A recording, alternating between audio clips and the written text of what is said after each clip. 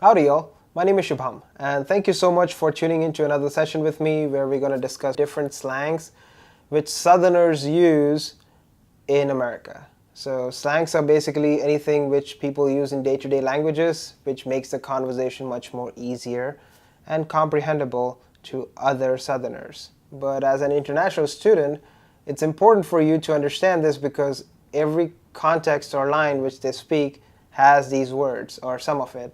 And today we're going to go one by one on each and every one of them, and we're going to discuss what they actually mean and how can you actually put it inside an example statement.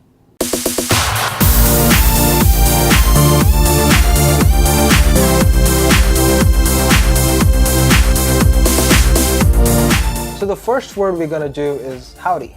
Now howdy in Southern language means, what is Southern? I need to tell them what Southern means. Some of the examples of Southern state in America are Texas, Oklahoma, Kentucky, North Carolina, Arkansas are some of them. First Southern slang we're going to learn is howdy. Now howdy is just basically hello.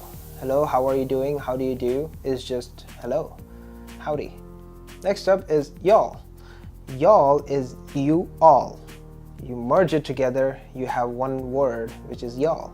Y'all means you all, referring to everybody in the group. One great example of using the word y'all in a statement is, how y'all doing? Now make sure that you're not using the G in the word doing. Just say doing, not doing. Nobody in part of America says G in the end of an actual word which ends with a G. That's a true story. Next up is BUBBA. Now BUBBA is a friend. Now you spell BUBBA as B-U-B-B-A. It just means a friend or a kid or anybody who is your age or below your age. You just call them BUBBA.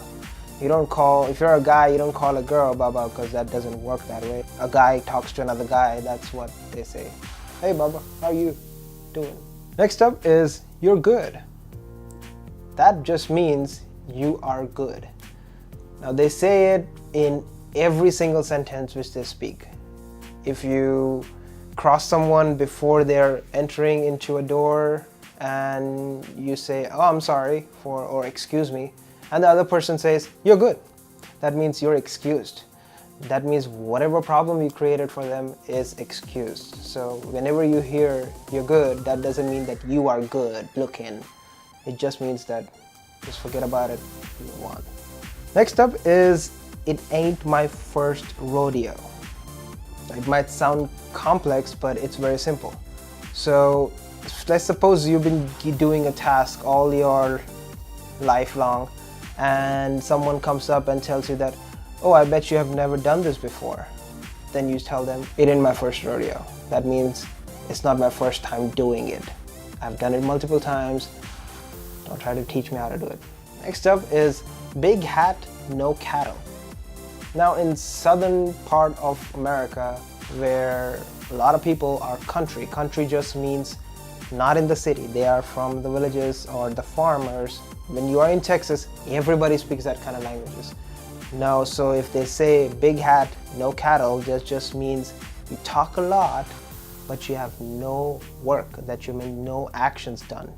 So you're just a big talker, but you never do your actions. So you don't commit to your commitments.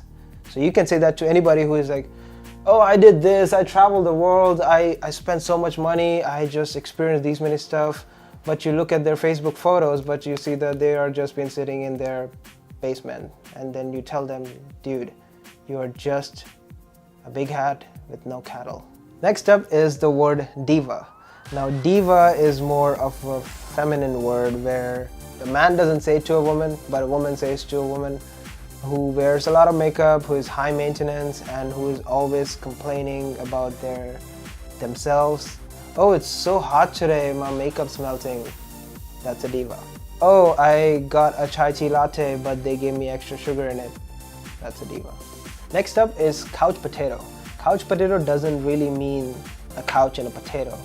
It just means a person who is being very lazy and just lying on the couch and not doing anything. They're probably on their phone the whole day, or they are on Netflix and just watching movies or something like that.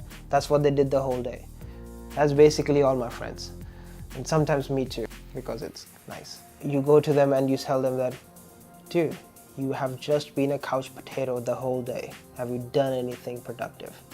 One another slang which you might come across is by the skin of your teeth. Now, it's not actually skin on your teeth because you don't have skin on your teeth, but it just means you barely made it. Now, one great example could be by the skin of your teeth, you passed the car. That means you barely made it alive from the car. Creep. Creepy is another word which means creepy. Creepy means anybody who is following or just being too straightforward and too abrasive. That's just creepy. And generally women say that to other men because if you're talking to a girl and you come up straightforward, you sound creepy. So it's not a good word, not a compliment obviously. Shubham, why do you act like a creep sometimes? CRAM is a word which students use frequently when the exam times are coming up and they're trying to memorize every single detail in the textbook slides and they are basically just memorizing everything so that they can cram it in their memory and then unload it on the exam paper next morning. If you like this video, please like and subscribe to this channel. It motivates and helps us to deliver much more better content for you to enjoy. And if you have some more time, just click on the other videos which I have already made and just show your appreciation to it. Thank you so much and see you all again. Peace.